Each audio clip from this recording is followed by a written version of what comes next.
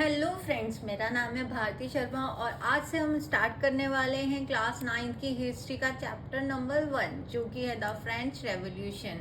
ठीक है, तो इसमें हम पढ़ेंगे कि फ्रांस में जो रेवोल्यूशन था वो कैसे स्टार्ट हुआ था, क्या उसका बैकग्राउंड था, कहाँ से उसकी स्टार्टिंग हुई थी और क्या क्या इम्पैक्ट्स उसके पूरे यूरोप पे पड़े थे।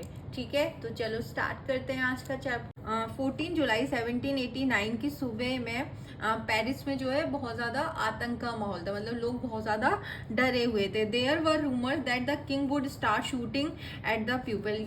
एक रूमर फैल गया था, जैसे कि हमें पता है कि भले ही सच्चाई इतनी जल्दी लोग नहीं एक्सेप्ट करते हैं, बट रूमर बहुत जल्दी फैलते हैं। हो सकता है वो रूमर है, हो सकता है उसमें सच्चाई भी हो, ये कंफर्म नहीं है। तो वहाँ पे पेरिस में एक रूमर फैलता है कि राजा क्या करने वाला है, लोगों पे शूटिंग करने वाला है, लोगों को मारने वाला है। इसके लिए उसने अपनी आर्मी को बुलाया हुआ है। As people began to assemble they broke into several government facilities to find weapons. अब लोगों को लगता है कि अब हम मरने वाले तो है ही, अब मरने से पहले हम राजा को तो नहीं छोड़ेंगे, तो हम कुछ ना कुछ तो ऐसा चीजें करेंगे जिससे राजा को भी परेशानी हो। ठीक है, तो वो क्या करते हैं, लोग इकट्ठे होते हैं और बहुत सारी सेवरल गवर्नमेंट फैसिलिटीज को क्या करते हैं, तोड़ देते हैं। और किसकी तलाश में, वेपन्स की, क्योंकि उनको हथियारों की जरूरत थी। अब वो राजा के साथ युद्ध लड़ेंगे तो ऑब्वियस सी बात है उनको क्या चाहिए होंगे, वेपन्स चाहिए होंगे। तो वेपन्स की, हथियारों की तलाश में वो क्या करते हैं, बहुत सारी जो गवर्नमेंट बिल्डिंग्स होती हैं लोग उसको तोड़। वहां का जो कमांडर था, बेस्टिल के कमांडर को क्या कर देते हैं, मार देते हैं। And the inmates were let free. और वहां पे जो इनमेट्स थे, जो कैदी थे वहां के, उनको फ्री करा देते हैं। तो बेसिकली उनको तो लग रहा था कि जो बेस्टाइल है वहां पे बहुत सारे कैदीज को रखा गया है, ठीक है, इनमेट्स को रखा गया है, लेकिन वहां पे सिर्फ उनको 7 जो इनमेट्स थे वही मिलते हैं जिनको वो रिहा करा देते हैं। और जो जिसकी वो तलाश कर रहे थे कि बेस्टाइल में बहुत सारे वेपन्स उनको मिलेंगे, वो भी वहां पे नहीं मिले थे। French revolution started in 1789। तो फ्रांस का जो ये रेवोल्यूशन है ये 1789 में स्टार्ट हुआ था। The series of event started by the middle class. और यहाँ से जो सीरीज है ना रेवोल्यूशन की, वो स्टार्ट हो जाती है। और उसको स्टार्ट कौन कर रहा था, मिडिल क्लास स्टार्ट कर रही थी। The people revolted against the cruel regime of monarchy. और लोग रिवॉल्ट कर रहे थे जो वहां की मोनार्की थी, जो क्रूअल थी, उसके खिलाफ। This revolution put forward the ideas of liberty, fraternity and equality. इस क्रांति की वजह से ही स्वतंत्रता, बंधुत्व, इक्वेलिटी की जो फीलिंग्स है वो लोगों के सामने आई थी। द रेवोल्यूशन बिगेन ऑन 14 जुलाई 1789। तो ये जो रेवोल्यूशन था वो स्टार्ट हुआ था 14 जुलाई 1789 को with the storming of the fortress prison. Fortress prison को तोड़ने से ये सिस्टम स्टार्ट हुआ था। मैंने बताया था कि वहां पे क्या एक रूमर फैल जाता है कि राजा क्या करने वाला है, अटैक करने वाला है लोगों पे, ठीक है, शूट करके मरवाने वाला है। अब लोगों को लगता है कि हम मरने वाले तो हैं ही, तो हम क्या करें, मरने से पहले कुछ ना कुछ ऐसा करके जाएंगे, हम राजा को भी नहीं छोड़ेंगे। तो वो क्या करते हैं, 7,000 लोग इकट्ठा होते हैं और जाते हैं। और फोर्ट्रेस जो प्रिजन था, जिसको हम लोग बोलते हैं, बेस्टाइल नाम था उसका, तो बेस्टाइल की तरफ जाते हैं और उसको क्या कर देते हैं, तोड़ देते हैं। The Bastille the fortress prison was hated by all. तो जो बेस्टाइल का जो प्रिजन था ना, तो लोग उससे बहुत ज्यादा घृणा करते थे, हेट करते थे, नफरत करते थे। Because it stood for the despotic power of the king. क्योंकि ये जो बेस्टाइल था वो एक सिंबल था राजा की डेस्पोटिक पावर का। डेस्पोटिक क्या होती है, तानाशाही का, जो वो किसी की नहीं सुनता था, ना उस पर किसी का कंट्रोल था। तो इस चीज का डेस्पोटिक पावर का सिंबल था जो बेस्टाइल था। तो जो फोर्ट्रेस है उसको क्या कर देते हैं, लोग तोड़ देते हैं, क्योंकि ऑब्वियस सी बात है लोग बहुत ज्यादा उससे घृणा करते थे। क्लियर। अब ये जो क्रांति हुई, ये जो घटनाएं घटित हुई, उसका कोई तो रीजन होगा ना, क्यों हुई थी या अचानक से होने लग गई थी ना, कुछ ना कुछ तो रीजन था। तो अब देखते हैं causes of the French revolution की। फ्रेंच रेवोल्यूशन जो 1789 में स्टार्ट हुआ था उसके कॉजेज क्या थे, ठीक है, तो उसके जो रीजन थे, कॉजेज का मतलब होता है कारण क्या क्या थे, तो चलो वो देखते हैं। तो पहला है सोशल कॉज, क्या था कि सामाजिक कारण क्या थे। French society during the late 18th century. तो जो फ्रेंच सोसाइटी है लेट 18th सेंचुरी में, वहां पे कैसा सिस्टम चल रहा था।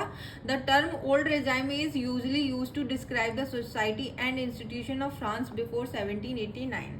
तो यहाँ पे हम बार बार ही देखेंगे ओल्ड रिजाइम। तो ओल्ड रिजाइम का मतलब है जो इंस्टीट्यूशन या जो भी रूल चल रहा था फ्रांस में 1789 से पहले, उसको ओल्ड रिजाइम बोला जाता है। ठीक है, तो जब society was divided into 3 states, तो जो सोसाइटी थी ना वो फ्रांस में 3 पार्ट्स में, स्टेट्स में डिवाइडेड थी। पहला स्टेट जो था वो क्लर्जी थे, group of person involve in church matters, जो कि सबसे टॉप लेवल के होते थे, जो चर्च के जो मैटर्स होते हैं उन सबको देखते थे। सेकंड स्टेट नोबिलिटी होते थे, person who have high rank in state administration, तो दूसरे होते थे नोबिलिटी, राजा या उसके रिश्तेदार वगैरह सेकंड स्टेट में।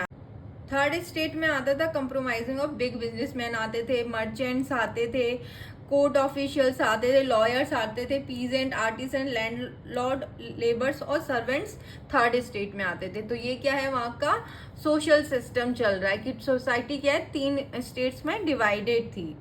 ठीक है, फर्स्ट स्टेट, सेकेंड स्टेट और third state. First 2 states were exempted from paying taxes, तो फर्स्ट और सेकेंड स्टेट्स है ना वो कोई टैक्स नहीं देती थी। ठीक है, दे इंजॉय प्रिविलेजेस बाय अर्थ, और इनको जो प्रिविलेजेस हैं, जो सुविधाएं हैं, एडवांटेजेस हैं, वो बाय बर्थ मिले हुए थे। मतलब अगर आप फर्स्ट और सेकेंड स्टेट में आप पैदा हुए हो ना, तो बस यही काफी है, आप में चाहे कोई क्वालिटी है या नहीं है इससे कोई मतलब नहीं है। ठीक है, तो जैसे बोलते हैं ना राजा का बेटा राजा बनेगा, वही वाला सिस्टम चल रहा था वहाँ पे। Nobility classes also enjoy feudal privileges, तो जो नोबिलिटी थी फ्यूडल प्रिविलेजेस को भी वो इंजॉय कर रही थी। ठीक है, तो जो नोबिलिटी है वो भी फ्यूडल प्रिविलेजेस को इंजॉय कर रही थी, मतलब जो जन्म से जो अधिकार मिलते हैं उन सबको वो भी इंजॉय कर रहे थे, नोबिलिटी भी। Only the members of the third state had to pay taxes to the state, सिर्फ जो टैक्स देते थे वो थर्ड स्टेट के लोग देते थे स्टेट को, फर्स्ट और सेकंड स्टेट जो है टैक्स नहीं देते थे। Direct tax called tile and also a number of indirect taxes which were changed on article of every consumption like salt और तंबाकू। तो डायरेक्ट टैक्स जो है वो जिसे टाइल बोलते थे, और इसके अलावा इनडायरेक्ट टैक्सेस भी काफी सारे थे जो कि रोजमर्रा की जो जरूरत की चीजें होती है ना उन पे भी लगते थे, जैसे सॉल्ट और तंबाकू पे भी टैक्स लोगों को देना पड़ता था। A tax called tithe was also collected by the church from the peasant. तो एक तो डायरेक्ट टैक्स था जिसको गवर्नमेंट लेती थी, इसके अलावा भी इनडायरेक्ट टैक्सेस थे। ठीक है, तो एक जो इनडायरेक्ट टैक्स एक और था जिसे टाइथ बोलते हैं, जो चर्च वसूलता था पीजेंट से। Clergy and nobility were 10% of the population but possessed 60% of land. तो क्लर्जी और नोबिलिटी 10% थे सोसाइटी में, इसके बावजूद जो टोटल लैंड था ना उसका 60% इन 10% के पास ही होता था। Third state was 90% of the population but possessed 40 of the land. Third state 90% थी लेकिन उसके पास टोटल लैंड का सिर्फ 40% होता था। अब यहाँ पे हमने सोशल कॉजेज देख लिए थे फ्रेंच रेवोल्यूशन के, कि सोसाइटी डिवाइडेड थी, प्रिविलेजेस मिले हुए थे, तो ऑब्वियस सी बात है डायरेक्ट जो भी टैक्सेस थे वो थर्ड स्टेट को देना पड़ता था, तो लोगों को तो प्रॉब्लम होगी ही ना, है ना। अब देखते हैं इकोनॉमिक कॉजेज क्या थे, इकोनॉमिक कारण क्या थे। तो पहला है सब्सटेंस क्राइसिस। ठीक है, substance crisis, the population of France rose from about 23 million in 1750 to 28 million in 1789। तो जो फ्रांस की पॉपुलेशन थी ना वो काफ़ी तेज़ी से बढ़ी, 23 मिलियन थी 1715 में, और 1789 आते आते 28 मिलियन हो गई थी वहाँ की पॉपुलेशन। ठीक है, तो ऑब्वियस ही बात है जितनी ज़्यादा पॉपुलेशन होगी उसको उतनी ज़्यादा चीज़ें चाहिए होंगी ना, आपकी डिमांड भी तो बढ़ेगी। This increase the demand for the food grains. अब पॉपुलेशन बढ़ रही है तो डिमांड बढ़ेगी खाने के लिए फूड ग्रेन्स की। However production could not keep pace with the demand which ultimately increase the prices of the food grains. अब जितना प्रोडक्शन नहीं है और डिमांड ज़्यादा है तो ऑब्वियस सी बात है कि प्राइसेस क्या हो गए, चीज़ों के बढ़ गए। Most workers work as laborers in the workshops and they did not see increase their wages। Most जो workers थे ना वो लेबर थे जो वर्कशॉप्स में काम करते थे और उनके वेजेस बढ़ाए ही नहीं जा रहे थे, जबकि चीज़ों के दाम क्या थे, बढ़ रहे थे। Situation become worse whenever drought और hello reduce the harvest. Situation और ज़्यादा खराब हो जाती है जब हार्वेस्ट फसल क्या है, खराब हो जाती है। This lead to the scarcity of food grains or substance crisis which started occurring frequently during old regime। तो जिसकी वजह से क्या होता है कि फूड ग्रेन्स की कमी हो जाती है, अनाज नहीं होता है, और इसी को क्या बोलते हैं, सब्सटेंस क्राइसिस बोलते हैं। कि आपके पास डेली की जो यूज की चीजें हैं ना वो भी नहीं है, मतलब खाने के लिए भी खाना नहीं है आपके पास, तो उसको सब्सटेंस क्राइसिस बोलते हैं, जो कि हमें बहुत ज्यादा देखने को मिलता है ओल्ड रिजाइम जब थी। और ओल्ड रिजाइम कौन सी थी, जब 1789 से पहले के जो टाइम को बोलते हैं ओल्ड रिजाइम। अब हमने देख लिए हैं सोशल कॉजेज, देख लिए हैं इकोनॉमिक कॉजेज, देख लिए हैं। अब देखते हैं हम लोग पॉलिटिकल कॉजेज, ठीक है, कि पॉलिटिकल क्या कारण थे। Louis 16 came into the power in 1774 and found empty treasury. तो लुई 16 जो था वो राजा बनता है 1774 में, और उसको जो ट्रेजरी है ना, राजा का जो खजाना था, वो उसको खाली मिलता है। Long years of war had drain the financial resources of France. बहुत लंबे टाइम तक वॉर लड़ा था फ्रांस, जिसकी वजह से उसकी फाइनेंशियल कंडीशन क्या है, खराब हो जाती है। Under Louis 16 France had the 13 American colonies to gain their independence from the common enemy. तो लुई 16 के टाइम पे फ्रांस ने हेल्प करी थी अमेरिका की उसकी 13 कॉलोनीज को फ्री कराने के लिए ब्रिटेन से, ठीक है। ब्रिटेन क्या था, फ्रांस उसको अपना एनिमी मानता था। अब एनिमी क्यों मानता था, ऑब्वियसली बात है, ये अपनी अलग अलग जगह कॉलोनीज बनाना चाहते थे, ठीक है। तो कॉम्पिटिटर था। अब वो चाहता था कि मैं अगर ब्रिटेन को हराना चाहता हूँ और अमेरिका में उसकी कॉलोनीज थी, तो फ्रांस ने अमेरिका की हेल्प करी थी उसकी 13 कॉलोनीज को फ्री कराने के लिए, इंडिपेंडेंस के लिए। Which added more than $1 billion to डेप्ट, जिसकी वजह से 1 बिलियन लिब्रे और ज्यादा डेप्ट, उस पर कर्जा हो जाता है। That had already risen to more than 2 billion लिब्रे, जबकि उसके पास 2 बिलियन लिब्रे ऑलरेडी कर्जा था, और उसको अमेरिका की हेल्प करने के चक्कर में उसके पास 1 बिलियन लिब्रे और हो जाता है। अब लिब्रे क्या होता है, लिब्रे बेसिकली करेंसी थी फ्रांस की, ठीक है। जैसे हमारे यहाँ का इंडिया क्या है, रुपीज है, वैसी वहाँ की थी।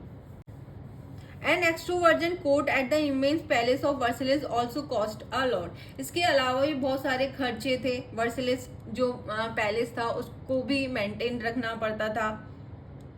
To meet its regular expenses such as the cost of maintaining an army, the court, running government offices, universities, the state was forced to increase taxes, ठीक है। इसके अलावा बहुत सारे रेगुलर एक्सपेंसेस होते हैं, ठीक है, जब आपको रन करानी होते हैं किसी जगह के, गवर्नमेंट को रन कराना होता है, आर्मी का भी खर्चा होता है, कोर्ट का, ऑफिसेस का, यूनिवर्सिटीज का, स्टेट का। तो ये एक रीजन था कि उसको क्या करना था, टैक्सेस को इंक्रीज करना था। तो अगर आपको मेरे वीडियोस अच्छे लगते हैं तो प्लीज़ मेरे वीडियोस को लाइक करिए, शेयर कीजिए, और अच्छे नहीं भी लगते हैं तो प्लीज़ कमेंट बॉक्स में मुझे कमेंट करके बताइएगा ज़रूर, ठीक है। तो थैंक यू सो मच, और मिलते हैं नेक्स्ट वीडियो में।